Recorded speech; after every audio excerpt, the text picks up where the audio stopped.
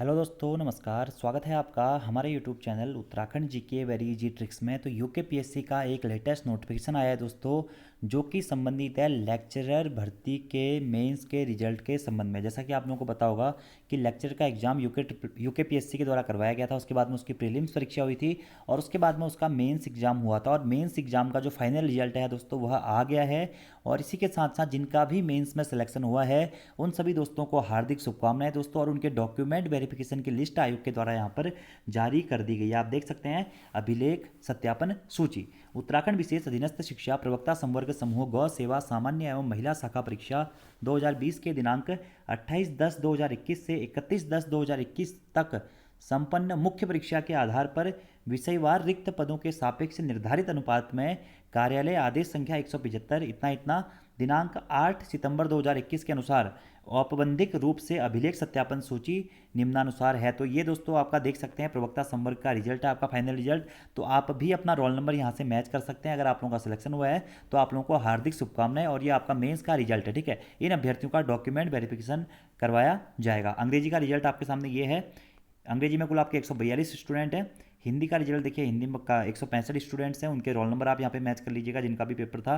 संस्कृत में 51 स्टूडेंट है, भौतिक शास्त्र में 75 स्टूडेंट है, रसायन शास्त्र में 97 स्टूडेंट है, गणित में 6 स्टूडेंट हैं, जीव विज्ञान में 78, नागरिक शास्त्र में 93, अर्थशास्त्र में 172, इतिहास में 22, भूगोल में 54, समाजशास्त्र में 18, कला में 3, मनोविज्ञान में 3, कृषि में 3। ये आपका था नॉर्मली पुरुष संवर्ग का रिजल्ट, ठीक है। वहीं प्रवक्ता संवर्ग महिला शाखा में अंग्रेजी में कोई भी कैंडिडेट अवेलेबल नहीं था। हिंदी में टोटल 6 कैंडिडेट क्वालिफाई हुए हैं। भौतिक शास्त्र में भी कोई कैंडिडेट अवेलेबल नहीं था। रसायन शास्त्र में 9 कैंडिडेट हैं, गणित में 1 है, जीव विज्ञान में 9 है, अर्थशास्त्र में 9 है और भूगोल में भी यहाँ पर कोई भी कैंडिडेट अवेलेबल नहीं था। और उपयुक्त अभिलेख सत्यापन सूची ऊर्ध्वाधर या क्षैतिज आरक्षण अनुसार विज्ञापित कुल पदों की सापेक्ष श्रेणी या उपश्रेणी अनुसार किया जा रहा है। यह सूची अंतिम चयन परिणाम नहीं है।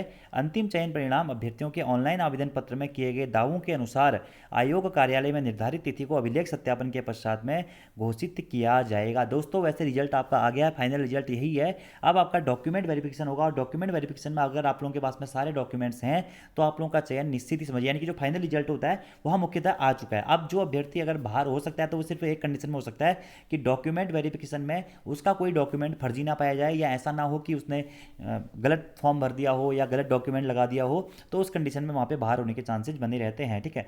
बाकी अभिलेख सत्यापन की दिनांक अभी आयोग के द्वारा घोषित नहीं की गई है। नॉर्मली यहाँ पे साफ साफ लिखा गया है कि आवेदन पत्रों में किए गए दावों के अनुसार ही घोषित किया जाएगा।